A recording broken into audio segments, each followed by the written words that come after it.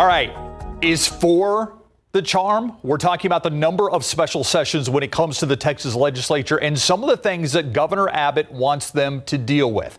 Scott Braddock is the editor extraordinaire of the Quorum Report. Scott joins us now live, as he often does. Always appreciate your time, Scott. I want to talk about Good to see you. The priorities haven't changed for any of these special sessions. It's still border security and school vouchers. My question is are school vouchers kind of taking up all the oxygen in the room? Are they making it impossible to deal with border security? No, I think what's happening with border security is that the personalities in the room and the personalities in the two rooms, in the House and the Senate, have really been clashing in a way that's completely unproductive, even for Republican primary voters' priorities. And that, of course, is border security at the very top of that list. That's the thing that inflames the Republican base the most. Is immigration and border security, and that's been true for more than a decade, probably going about 15 years back or more. That's the thing that the voters who decide who these politicians, are going to be in these offices. That's what they want to see happen. And I think right now, those personalities, Lieutenant Governor Patrick and Dade Phelan, the Speaker, the ones who have been clashing, they're setting their personal differences, which have been many, aside to try to get this border security deal done. You saw earlier in the week that both the House and Senate filed identical bills about border security and a border wall. And so that's on track. When it comes to vouchers, that's not a partisan fight. That's a bipartisan fight situation where you have Republicans and Democrats who are against school vouchers, and that's what makes it so complicated. Well, and that's my question. So border security may be a priority for many in the Republican Party, but is it a priority for the governor? It doesn't seem like it is. It seems like school vouchers is one, and then you put border security after that. Do we see a deal on the voucher system? I don't think we do. And I will say one other thing about border security is I'm not shocked by a lot anymore at the Texas Capitol, but I was slack-jawed at the end of the last special session when Republicans could not come to agreement about a border security crackdown. As I mentioned, that is the thing that their real bosses, the voters in the Republican primary, that's what they want them to do, whether it's reasonable or not. And of course, there'll be a bitter partisan fight about it. But on vouchers, look, there has been some acknowledgement by the governor, the lieutenant governor, and the speaker. All of them have said a version of this, that school vouchers cannot pass in the Texas House without a public education finance bill attached to it. Read that to mean more money for public schools has got to be attached to a voucher plan for it to even have a chance of passage in the House. Now, as you know, last week there was a new version of a bill that would offer more money for public education along with a smaller school voucher program. That's all crammed into one bill. And what happens, Steve, when they put these things together, when they put a school finance bill together, what happens is the members of the House will get an analysis from the author of the bill that shows the winners and losers under the school finance bill. What it is they'll take a look at which school districts around the state will get more money or less money under this new school finance plan. And that's the kind of thing that is the thing that often either spells, a potential victory on school finance or a failure, because that's where the members of the legislature start ripping each other up about who's getting more money or less money. And so that's what makes a school finance bill hard to pass, even without a voucher attached to it. And it's my understanding, I was talking to some of the GOP members of the House who have been holdouts on school vouchers, and they were telling me that they're the ones who are getting the short end of the stick under that analysis, that the school districts in their parts of the state are not getting a whole lot more money for public education. And you would think that if the governor and the leadership in the House, if they were trying to change votes from Republican no votes to Republican yes votes, that they would be getting some of the most money for their school districts, but that doesn't seem to be happening. And you may see this when that bill comes to the floor, whether it's the Senate proposal or the House proposal, you may see an amendment proposal made to strip vouchers out of that bill and just pass something that offers more money for public schools around the state. And I think if an amendment like that is offered on the floor of the House, there are probably the votes to adopt that. Wow. But then there's no guarantee that the Senate would pass it or the governor would sign it. And we're right where we were before. That's right. Exactly. Is the breaking point on school vouchers come down to rural communities? I mean, I've heard that before, that, obviously rural high schools and rural elementary schools are so huge in a lot of these small towns. Is that where the divide is? I think it's worth saying that a school voucher plan would, if it was adopted, it would mean that the state would be on the hook for that in perpetuity to offer these, basically what amounts to coupons or grants for private school tuition for people to take their kids to private schools. And that would mean that there's less money in the public school finance system for all schools in Texas. It hurts all the ISDs all across the state, not just the rural districts. But you're right. It's most acutely felt in rural districts. And the reason for that is because the ISD in small towns, it's often the number one employer. It's also often the backup employer. I mean, where I grew up in Wharton County, Texas, if you tried to get a job somewhere else and that job didn't work out, the school district would probably always hire you to do something, drive the bus, be the janitor, be support staff, whatever. There's also sort of a safety net in some of these communities. And it's also the home of Friday Night Lights. So think about the difference between the politics in Texas on this versus Florida, where Florida, most of the high school football teams that are competitive and win championships, those are private schools. But that's not the case in Texas, right? So these programs, receiving less money because of a school voucher program, that's not going to be acceptable to a whole lot of people. And I'll say one other thing about it. In Texas, the teacher vote is a swing vote. If you think about states like Michigan or California, where they have strong unions, those are basically all Democrats. But in Texas, the teacher vote, it can go for Democrats or Republicans. And think of it this way, in small towns in Texas, there are no Democrats to vote for often. So most teachers in those places are voting for Republicans, and Republicans cannot take those votes for granted. So anything that hurts public ed going forward would have those folks thinking, twice about whether they still want to support the GOP.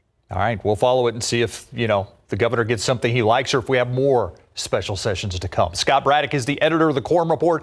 Also, like me, you can tell he's participating in No Shave November, and I think we're going to have him on a little bit later. I think I got you beat, but yeah, let's do an update later. All right, yeah, we'll compare the gray coming up a little bit later in the month. Scott, thank you for your time.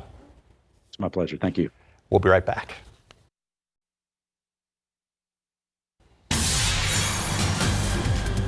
Yesterday, election day, not only in San Antonio, but across the country in many places. Last night, there were some crucial elections. A key factor, though, in last night's races, abortion rights. Now both parties are trying to understand the lessons the voters delivered and how they can capitalize on that to win the White House and control of Congress in 2024.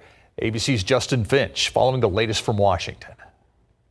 In Ohio, voters making their views clear, overwhelmingly passing a referendum enshrining a woman's right to an abortion into the state's constitution.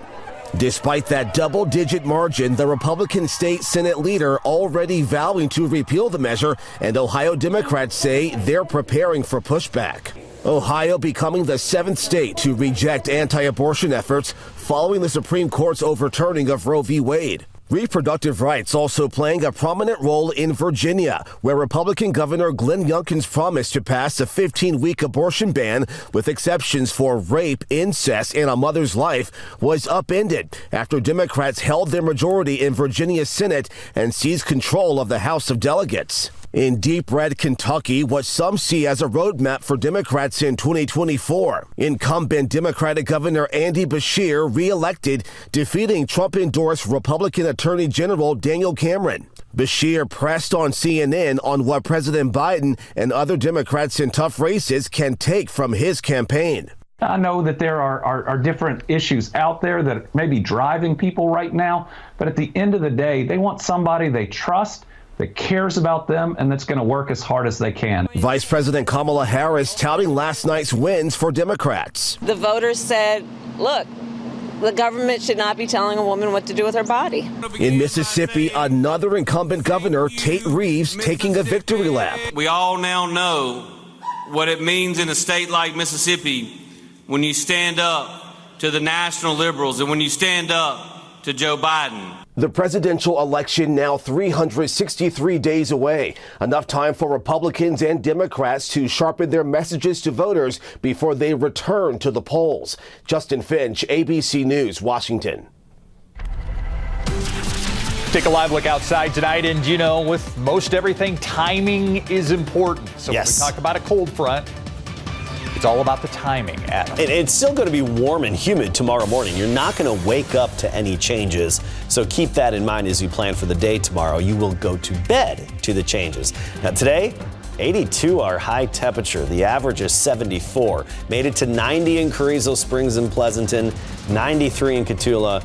Cold front is going to sweep away the 80s and 90s for at least the following 7 days.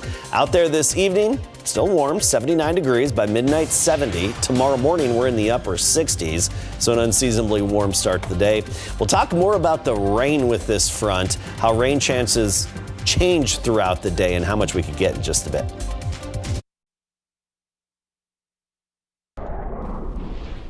All right, so I think we've established there's no reason to bundle up before you head for the school bus in the morning. Right, Adam? Absolutely. We've been talking about cold front hitting Thursday. You're not going to wake up to the changes. Actually, it's not going to be until the afternoon and evening when the changes come. We'll actually get into the mid-70s before the cold front arrives, which is average for this time of year, turning rainy as we progress through the day, let's put it that way, and feeling fall-like. This will not be as strong as our previous cold front that hit right before Halloween, but you'll still notice it and want to have your jacket ready. Let's talk about morning low temperatures. We focused a lot on how warm it's going to get, but let's talk about how cool it's going to get. And notice we're limited to the low 50s for morning lows, whereas our last cold front around Halloween, we got down into the 30s and even had a freeze in the hill country. That's not going to be the case with this cold front. Now, we'll dip down into the 40s in the hill country, but around San Antonio, lower 50s for those morning low temperatures. And you look at the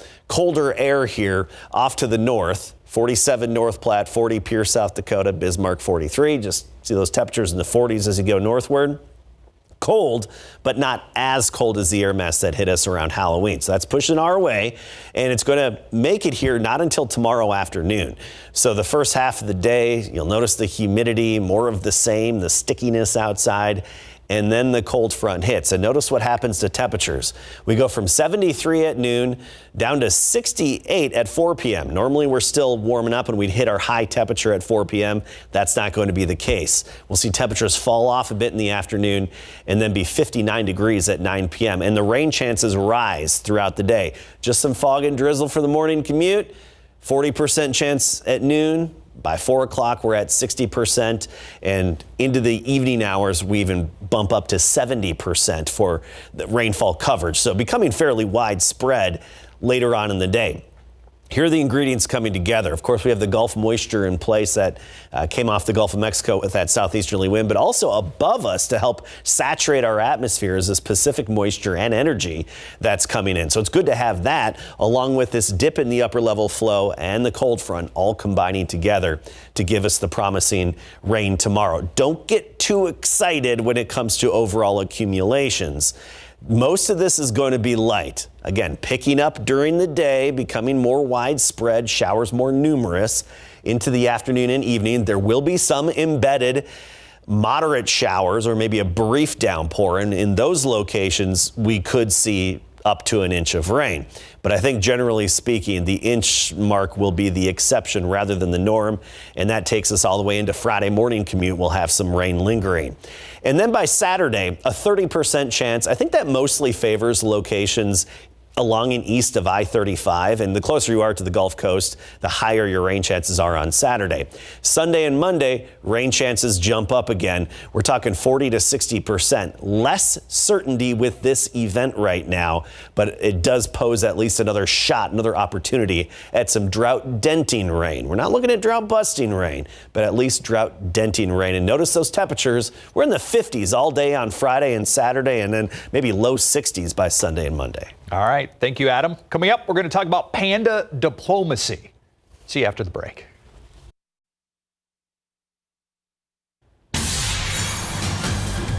Three beloved panda bears now on a plane back to China with real-world diplomatic tensions brewing over a number of global issues. The recall of pandas has become symbolic of the shaky relationship between the U.S. and China. Laura Aguirre brings us more on the panda's departure, one the zoo and many panda fans hope is only temporary. There's nothing like seeing them in person. But now the tumbling, crowd-pleasing, bamboo-eating giant pandas at the National Zoo will be seen no more.